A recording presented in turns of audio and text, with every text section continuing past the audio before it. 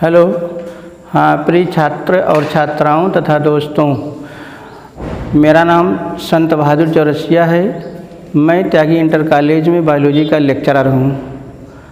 और जैसा कि आप लोगों को मालूम है कि विद्यालय इस समय चल नहीं रहे हैं, लॉकडाउन की वजह से गवर्नमेंट ने इनको बंद करके रखा है। इसलिए जो है हम लोग ये प्लान बनाए हैं कि आप लोगों के पास जो है वीडियो बना करके भेजा जाए और जिससे आप लोगों की तैयारी बोर्ड परीक्षा की होती रहे। और जीव विज्ञान में जो है पहला चैप्टर है पुष्पीय पादपों में जनन। पुष्पीय पादपों में जनन, और इस चैप्टर के बारे में आज मैं आप लोगों को बताना चाहता हूँ। आइए हम लोग जो है पुष्पीय पादपों में जनन के बारे में कुछ जानकारी आपको दें। पुष्पीय पादपों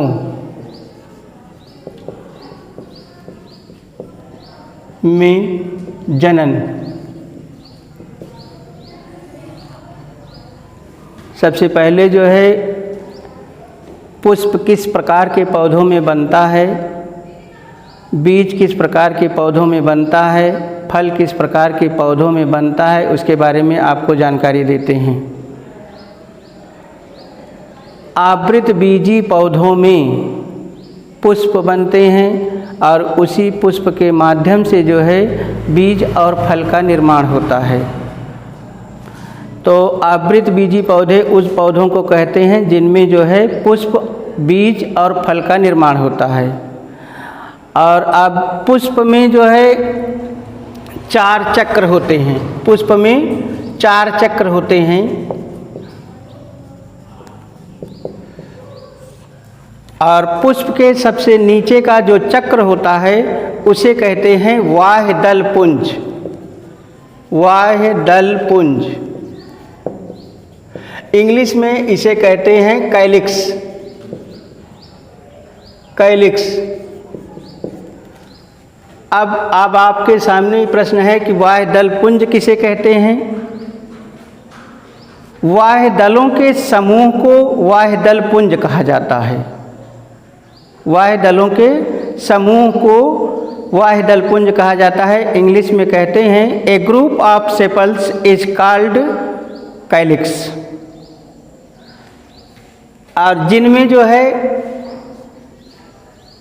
4 या 5 सेपल्स होते हैं, 4 या 5 सेपल्स होते हैं। ये पुष्प का सबसे नीचे का जो है चक्र होता है और यह हमेशा जो है ग्रीन होता है, हरा होता है। पुष्प के सबसे नीचे का भाग जो होता है इसे बाह्यदल पुंज कहते हैं और यह हमेशा ग्रीन या हरा होता है। इसकी संख्या 4 या 5 होती है, जिसे जो है हम सेपल्स कहते हैं। उसके ऊपर जो है दल पुंज होता है। दल पुंज, इंग्लिश में इसे कहते हैं करोला। इंग्लिश में इसे करोला कहते हैं। और यह जो है दलों का समूह होता है।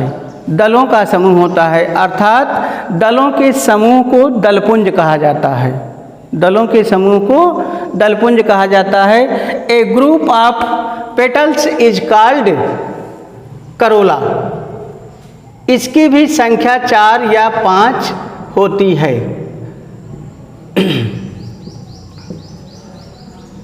इसकी भी संख्या 4 या 5 होती है।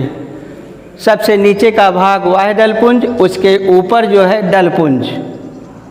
इसका फिगर हम आप लोगों के सामने थोड़ा सा डालते हैं जिससे आपको जो है बिल्कुल क्लियर हो जाएगा।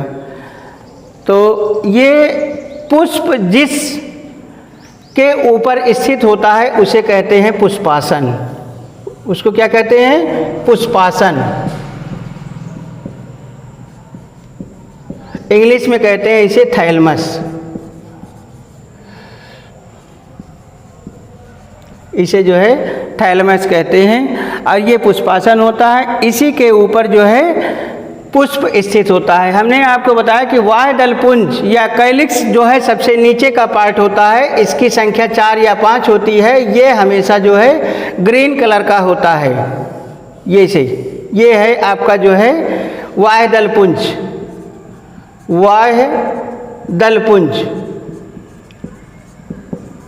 बाह्य दलपुंज होता है।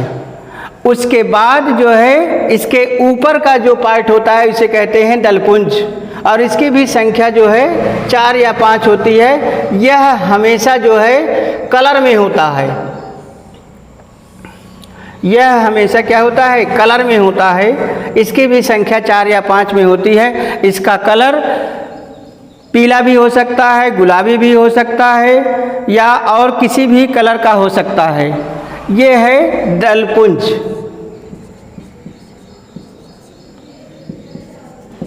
यह है दलपुंज, और इसके ऊपर जो पुष्प का भाग होता है उसे कहते हैं पुमंग। उसे क्या कहते हैं, पुमंग। और पुमंग को अंग्रेजी में कहते हैं एंड्रोसियम। पुमंग को अंग्रेजी में क्या कहते हैं, एंड्रोसियम।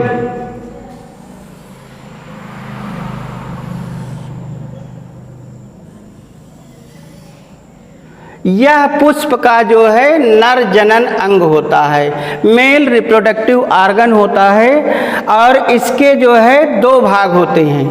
इसके कितने भाग होते हैं, 2 भाग। पहला तंतु, फिलामेंट, और दूसरा भाग होता है एंथर। दूसरा भाग होता है एंथर।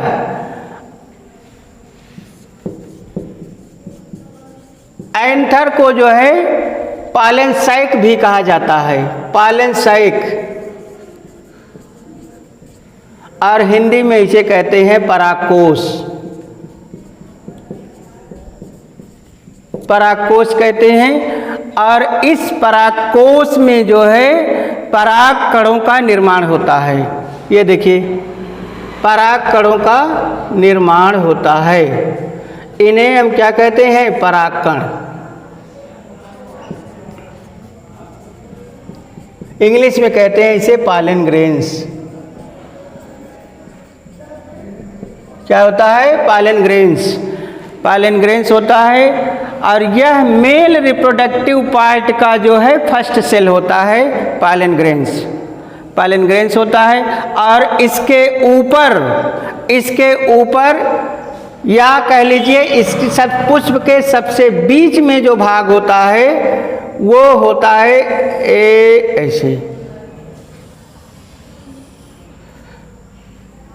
इसे कहते हैं जायांग। इसे क्या कहते हैं, जायांग। और यह जो है इंग्लिश में इसे कहते हैं गाइनेसियम। इंग्लिश में इसे गाइनेसियम कहते हैं। इसके भी 3 पार्ट होते हैं। इसके भी 3 पार्ट होते हैं।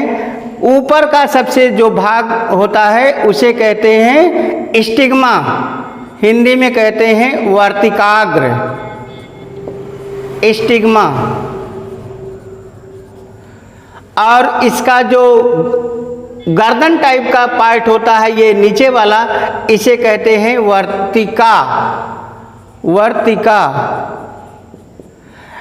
इस इंग्लिश में कहते हैं इसे स्टाइल।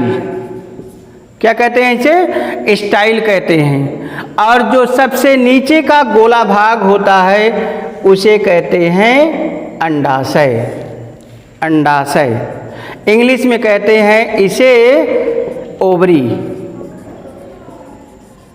क्या कहते हैं, ओवरी कहते हैं। और यह जो है तीनों पार्ट मिल करके वर्तिकाग्र, वर्तिका और अंडाशय, तीनों भागों को मिला करके जो है स्त्री केसर कहा जाता है। स्त्री केसर। इंग्लिश में कहते हैं इसे पिस्टिल। इंग्लिश में इसे पिस्टिल कहा जाता है। और यह जो है पुष्प का मादा जनन अंग होता है। यह पुष्प का मादा जनन अंग होता है। अब आपको जो है पुष्प के चारों चक्रों का हमने पूरा डिटेल बता दिया है। अब जो है सबसे नीचे का जिस पर पुष्प स्थित होता है उसे पुष्पासन कहते हैं। उसके ऊपर वाले भाग को वाह्य दलपुंज कहते हैं और फिर उसके ऊपर वाले भाग को दलपुंज कहते हैं और उसके ऊपर वाले भाग को जो है पुमंग कहते हैं, इंग्लिश में एंड्रोसियम कहते हैं। और इसके दो भाग होते हैं, तंतु या फिलामेंट और दूसरा होता है अंथर या पॉलनसैक या हिंदी में कहते हैं परागकोश। और सबसे बीच का जो भाग होता है उसे कहते हैं जायांग या गाइनेशियम। और इसके भी तीन भाग होते हैं, वर्तिकाग्र या स्टिग्मा और दूसरा भाग होता है वर्तिका या स्टाइल और सबसे नीचे का जो गोला वाला भाग होता है उसे अंडाशय कहते हैं, उसे अंडाशय कहते हैं। अब बात आती है कि इसमें जो है पॉलिनेशन की क्रिया कैसे होती है। पॉलिनेशन की क्रिया तब संभव होती है जब पॉलनसैक या एंथर परिपक्व हो जाता है, मैच्योर हो जाता है। तो मैच्योर होने के बाद पॉलनसैक जो है फट जाता है। फटने के बाद इसमें से जो है पॉलन ग्रेन्स निकलते हैं, इसमें से पॉलन ग्रेन्स निकलते हैं और किसी भी माध्यम से, जैसे वायु के माध्यम से, जल के माध्यम से, जंतु के माध्यम से, घोंघों के माध्यम से, पक्षी के माध्यम से, ये पॉलन ग्रेन्स स्टिग्मा पर आकर के गिरते हैं। जैसे वायु के माध्यम से अगर ये पॉलन ग्रेन्स स्टिग्मा पर आकर के गिरता है तो उसे इंग्लिश में एक शब्द में कहते हैं एनिमोफिली। क्या कहते हैं? एनिमोफिली। और जब जंतु के माध्यम से आकर के गिरता है तो उसे जूफिली कहते हैं। क्या कहते हैं? जूफिली कहते हैं। और जब जल के माध्यम से आता है तो उसे इंग्लिश में एक शब्द में हाइड्रोफिली कहते हैं। और जब पक्षी के माध्यम से आता है तो उसे ऑर्निथोफिली कहते हैं। और जब घोंघों के माध्यम से, स्नेल के माध्यम से आकर के गिरता है तो इसे मैलाकोफिली कहते हैं। इस तरह से जो है पॉलन ग्रेन्स किसी भी माध्यम से स्टिग्मा पर आकर के गिरता है। स्टिग्मा पर आकर के गिरना ही इसका परागण या पॉलिनेशन कहलाता है। क्या कहलाता है? परागण या पॉलिनेशन कहलाता है। और यह परागण दो प्रकार का होता है। यह परागण दो प्रकार का होता है, स्वपरागण और परपरागण। स्वपरागण को इंग्लिश में सेल्फ पॉलिनेशन कहते हैं और परपरागण को इंग्लिश में क्रॉस पॉलिनेशन कहते हैं। और जब सेल्फ पॉलिनेशन या स्वपरागण किसे कहते हैं, इसकी परिभाषा देखिए, आप लोगों के सामने मैं दे रहा हूं और इसको सुनिए, समझिए और जो है नोट्स बना करके जो है इसको अपने पास रखिए। स्वपरागण की परिभाषा सुनिए। जब परागकण उसी पुष्प के स्टिग्मा पर या उसी पौधे के दूसरे पुष्प के स्टिग्मा पर जाकर के गिरता है तो उसे स्वपरागण या सेल्फ पॉलिनेशन कहते हैं। समझ में आ गई बात? दोबारा एक बार फिर परिभाषा आप लोग सुन लीजिए। जब परागकण उसी पुष्प के स्टिग्मा पर, जैसे ये पुष्प हमने बनाया है, अगर ये परागकण इसी पुष्प के स्टिग्मा पर आकर के गिरे या उसी पौधे के दूसरे पुष्प के स्टिग्मा पर आकर के गिरे तब उसे हम स्वपरागण या सेल्फ पॉलिनेशन कहते हैं। समझ में आ गई बात? और उसके बाद दूसरा है क्रॉस पॉलिनेशन या परपरागण। इसकी परिभाषा आप लोग सुनिए। जब परागकण उसी जात के दूसरे पौधे के पुष्प के स्टिग्मा पर जाकर के गिरता है तब उसे परपरागण या क्रॉस पॉलिनेशन कहते हैं। क्या कहते हैं? क्रॉस पॉलिनेशन कहते हैं। इस तरह से पॉलिनेशन दो प्रकार का, स्वपरागण और परपरागण। इसकी परिभाषा हमने आप लोगों को दे दी है और जो भी जहाँ भी बात ना समझ में आए उसको हमें बताइएगा, ठीक? और उसके बाद पॉलन ट्यूब। अंडाशय में 3 रास्तों से प्रवेश करता है। कितने रास्तों से? 3 रास्तों से। अंडाशय के 3 भाग होते हैं, पहला माइक्रोपाइल, दूसरा चैलेजा और तीसरा इंटेगुमेंट। कितने पार्ट? 3 पार्ट। पहला माइक्रोपाइल, दूसरा चैलेजा और तीसरा इंटेगुमेंट। जब पॉलन ट्यूब अंडाशय में माइक्रोपाइल से होकर प्रवेश करता है तो उसे पोरोगैमी कहते हैं, और जब पॉलन ट्यूब चैलेजा से होकर के प्रवेश करता है तो उसे चैलेजोगैमी कहते हैं, और जब पॉलन ट्यूब अंडाशय के इंटेगुमेंट को तोड़ करके जो है अंडाशय में प्रवेश करता है तो उसे मेसोगैमी कहते हैं। तीनों बातें आप लोग याद करके रखिए। बोर्ड परीक्षा में एक एक नंबर में क्वेश्चन पूछा जाता है। जब पॉलन ट्यूब अंडाशय में माइक्रोपाइल से होकर के प्रवेश करता है तो उसे एक शब्द में क्या कहते हैं? उत्तर आपको देना है पोरोगैमी। और जब चैलेजा से होकर के प्रवेश करता है तो उसे क्या कहते हैं? चैलेजोगैमी। और जब इंटेगुमेंट को तोड़ करके प्रवेश करता है तो उसे क्या कहते हैं? मेसोगैमी कहते हैं। और उसके बाद मैं आप लोगों को इस फिगर के जगह पर एक दूसरा फिगर दे रहा हूँ, उसको ध्यान से देखिए और पढ़िए। अब जो है पॉलन ट्यूब अंडाशय में प्रवेश करेगी और उसके बाद जो है क्या घटना होती है, उसके बाद की घटना आप लोग देखिए। ये अब मैं केवल जो है अंडाशय का फिगर जो है आपको बना रहा हूँ और इसको देखिए। अब अंडाशय का जो फिगर है उसका नामांकन सबसे पहले आप लोग जानिए। ये ऊपर की जो है 3 सेल जो होती है इसे कहते हैं एंटीपोडल सेल। क्या कहते हैं? Antipodal cell. Antipodal cell. और बीच में जो होता है इसे कहते हैं सेकेंडरी न्यूक्लियस। Secondary nucleus.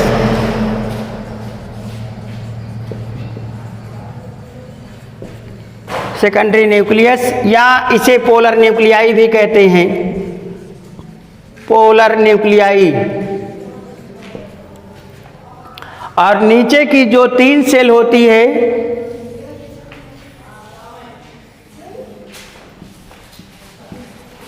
इनमें साइड की दोनों सेलों का नाम है सिनर्गिड्स।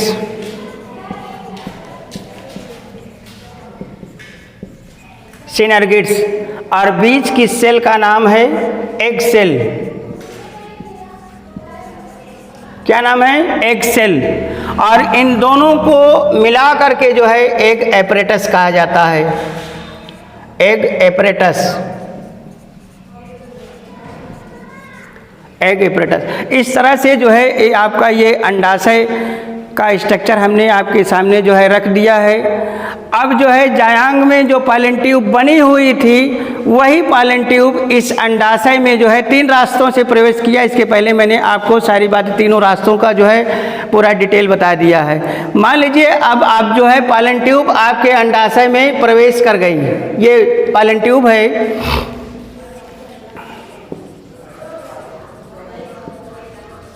पॉलन ट्यूब है। इस पॉलन ट्यूब में 2 मेल गैमीट होते हैं। 2 मेल गैमीट होते हैं।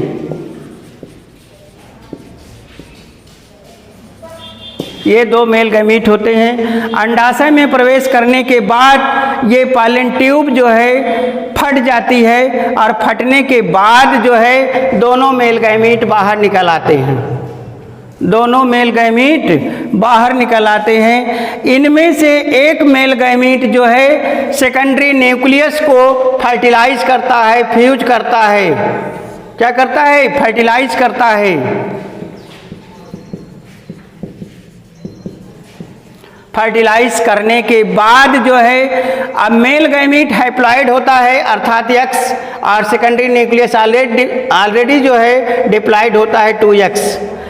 जब मेल गैमीट सेकेंडरी न्यूक्लियस को फ्यूज करता है तो क्या बनता है? ट्रिप्लॉइड एंडोस्पर्म बनता है। Triploid endosperm.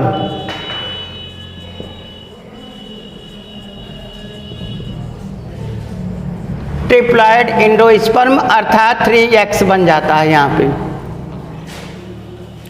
आप लोगों को पता चला, पहला मेल गैमीट सेकेंडरी न्यूक्लियस को फ्यूज किया, जिससे क्या बना, ट्रिप्लॉइड एंडोस्पर्म बन गया।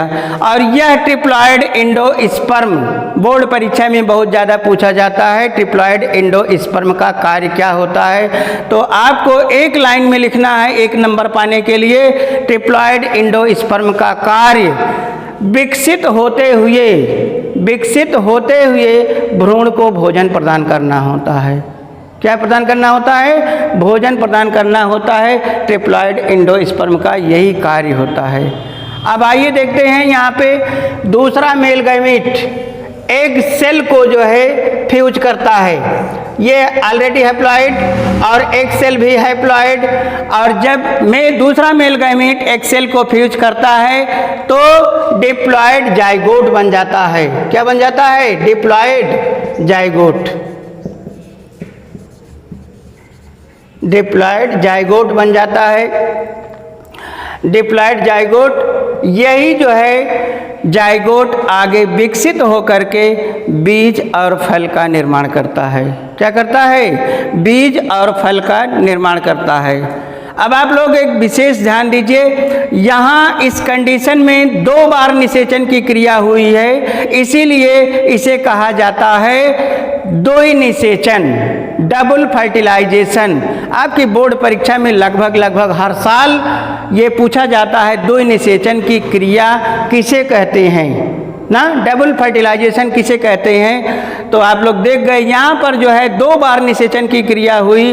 पहला निषेचन की क्रिया सेकेंडरी न्यूक्लियस से हुई, ट्रिप्लॉइड एंडोस्पर्म बना, और दूसरी निषेचन की क्रिया जो है एग सेल से हुई, डिप्लॉइड जाइगोट बना। 2 बार निषेचन की क्रिया हुई, इसी क्रिया को जो है द्वि निषेचन या डबल फर्टिलाइजेशन कहते हैं। और जो है यह केवल आवृत बीजी पौधों में होता है। कहाँ होता है, आवृत बीजी पौधों में होता है, एंजियोस्पर्मिक प्लांट में होता है। Double fertilisation is a special character of angiospermic plant only. समझ रहे हैं आप लोग, इस चीज़ को जो है बहुत ध्यान से सुनिए, और ये बोर्ड परीक्षा में लगभग हर साल पूछा जाता है।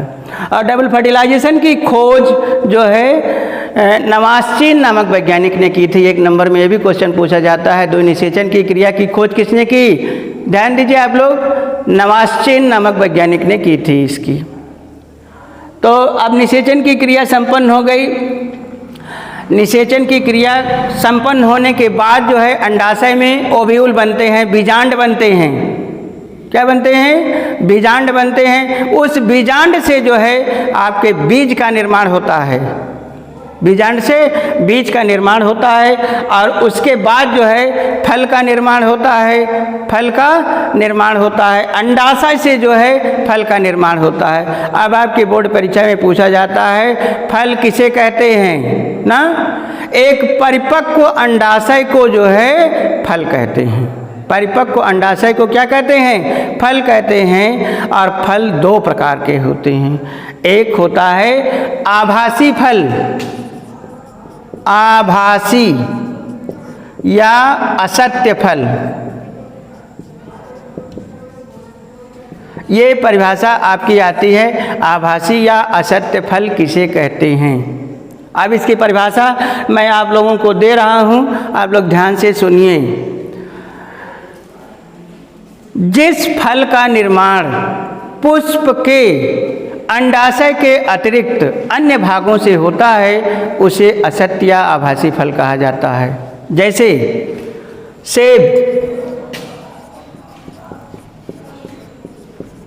सेब, नाशपाती,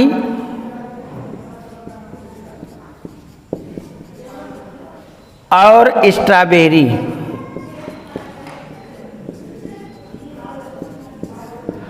इन तीनों फलों का निर्माण पुष्प के पुष्पासन भाग से होता है। मैंने अभी इसके पहले जो फिगर बनाया था, सबसे नीचे का भाग पुष्पासन, पुष्प जिस पर स्थित होता है उसे पुष्पासन कहते हैं। और ये सेब, नाशपाती फल जो होता है पुष्प के पुष्पासन भाग से ही बना होता है। इन तीनों फलों के अलावा जितने भी फल हैं वो सब पुष्प के अंडाशय भाग से विकसित होते हैं। पुष्प के अंडाशय भाग से विकसित होते हैं। और ये जो है आपका पूरा चैप्टर पुष्पीय पौधों में लैंगिक जनन के बारे में मैंने आपको बताया। अगर आपको कोई दिक्कत होती है तो हमसे कमेंट कर सकते हैं हमारे चैनल पर, और उसके बाद जो है आगे हम कल बताएंगे ना। Thank you.